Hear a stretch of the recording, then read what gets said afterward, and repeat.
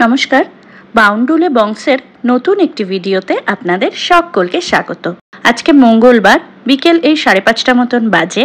মেঘের গর্জনে ঘুমটা ভেঙে যায়। দুপুরবেলা খেয়ে শুয়েছিলাম, ফোন ঘাঁটতে ঘাঁটতে চোখটা লেগে গেছিল। তারপরেই হঠাৎই প্রচন্ডভাবে মেঘ ডাকার আওয়াজে আমার ঘুমটা ভাঙে এবং বারান্দায় এসে দেখছি প্রচন্ড মেঘ করেছে, কালো করে রয়েছে, তার সাথে বারান্দাতে জল রয়েছে, অর্থাৎ বৃষ্টিও হয়েছে বেশ।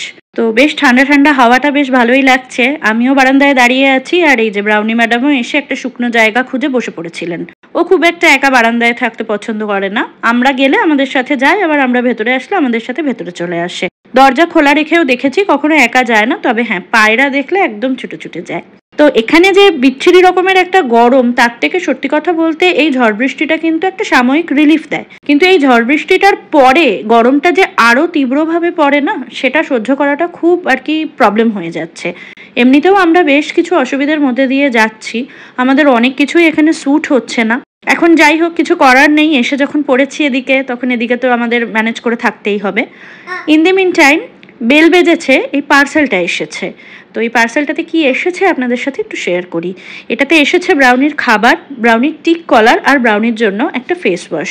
ও আগে যে ফেস ওয়াশটা ব্যবহার করতো সেই ফেস ওয়াশটা শেষ হয়ে গেছে, এবং সেটা যে কোম্পানির পার্টিকুলার ব্যবহার করতো সেই কোম্পানি ওই ফেস ওয়াশটাকে আপাতত ডিসকন্টিনিউ করে রেখেছে। সেটা যখন আবার আসবে মার্কেটে তখন আর কি আমরা পাবো হয়তো অর্ডার করলে। তো আপাতত অন্য একটা আমি অর্ডার করে নিয়েছি। আর এই যে এই টিক কলারটা ব্রাউনি ব্যবহার করে, এটা কিন্তু ওয়ার্ল্ডের বেস্ট টিক কলার। পোষ্যদের যারা পেরেন্টরা আমার প্রোফাইলে রয়েছেন বা আমাকে দেখছেন, আমার এই ভিডিওটা দেখছেন, তাদের সবাইকেই সাজেস্ট করব, টিক কলার যদি পরাতে হয় পার্টিকুলার এই টিক কলারটাই পরাবেন। এটা একদম ওয়ার্ল্ডের বেস্ট টিক কলার। আর এর সাথে এই যে এই ফেস ওয়াশটা আমি আনিয়েছি, এটা লাভিশ কোম্পানির। যদি কারো ডিটেল লাগে আমাকে বলে দেবেন, খুব ভালো রিভিউ। এই জিনিসপত্রগুলো গোছগাছ করতে করতেই দেখছি ওদিকে ঝড় উঠেছে। চলুন দেখে আসি। ঝড় উঠেছে, আওয়াজটা শুনুন শুধু।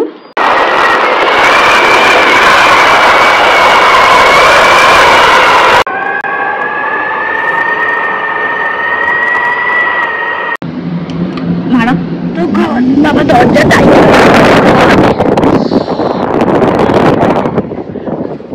তুমি তো বলে সবাই খুলে দিয়েছে।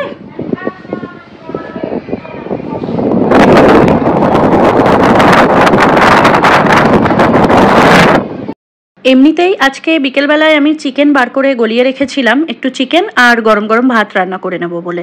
কিন্তু ওয়েদারটা যা সুন্দর হয়ে গেছে না, ঠান্ডা, এই ওয়েদারে মনে হলো যে একটুখানি এই চিকেনের সাথে পোলাও করে নিলে বেশ ভালো হবে। রাতের খাওয়াটা বেশ জমিয়ে করা যাবে।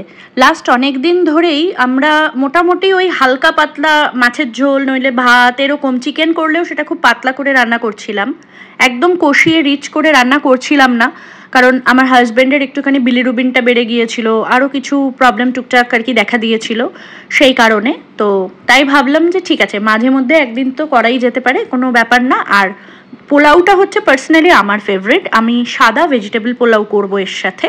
তো এর রেসিপি আর কিছু দিচ্ছি না, এটা তো সবাই জানেন, শুধু রান্না করতে করতে একটু আপনাদের সাথে বকবক করছি, না হলে সময়টা কি করে পাস হবে বলুন। এই সমস্ত ভালো ভালো রান্নাবান্নাগুলো যতই বাড়িতে করি না কেন, জানেন তো কলকাতার যে স্ট্রিট ফুডগুলো সেগুলো না প্রচণ্ডভাবে মিস করি। কলকাতার প্রতিটা স্ট্রিট ফুডই ফুচকা বাদে আমি বাড়িতে বানাই এবং ভীষণ ভালো হয়। একদমই এরকম নয় যে সেটা মানে আলাদা মনে হয় বা কিছু, একদম অথেন্টিক ওয়ে মেনটেন করেই বাড়িতে করা হয়। কিন্তু মাঝে মধ্যে মনে হয় না যে একটুখানি নিজে বিশ্রাম নিয়ে বাইরে থেকে টুক করে কিনে এনে খাই। এনসিআরে কিন্তু খাবার দাবারের কোয়ালিটি, খাবার দাবারের টেস্ট ভীষণ ভালো, মহারাষ্ট্রের তুলনায় অনেকটাই বেটার। আমাদের বাঙালিদের অনেক রকমের অপশন আছে এখানে কোথাও একটা। তাও আমি না কলকাতার যে স্ট্রিট ফুডগুলো সেগুলোকে ভীষণভাবে মিস করি। আজকে কলকাতা প্রায় যাই না 3 বছর, 3.5 বছর তো হতে চললো। 2021 ডিসেম্বরে আমি লাস্ট গিয়েছিলাম কলকাতাতে। বিয়ের পরে প্রত্যেক বছরই যাওয়া হতো, মানে 2020-তে আমার মায়ের একটা অপারেশন হয় এবং মায়ের বুকে একটা যন্ত্র বসানো হয়। সেটার পরে 2021-এ গিয়েছিলাম শুধু চেক আপের জন্য। তারপর থেকে প্রায় এতদিন হয়ে গেল আমাদের যাওয়া হয়নি। আর মোটামুটি এই লাস্ট অক্টোবর বা ডিসেম্বরে আমাদের যাওয়ার প্ল্যান ছিল, কিন্তু সেপ্টেম্বরে হঠাৎ করেই আমাদেরকে মুম্বাই থেকে এনসিআরে শিফট করতে হয়, যার ফলে সেই যাওয়াটাও আর কি ক্যান্সেল হয়ে যায়। এখন আপাতত আগে আবার মানে কবে যেতে পারবো সেটারও কোনো ঠিক নেই।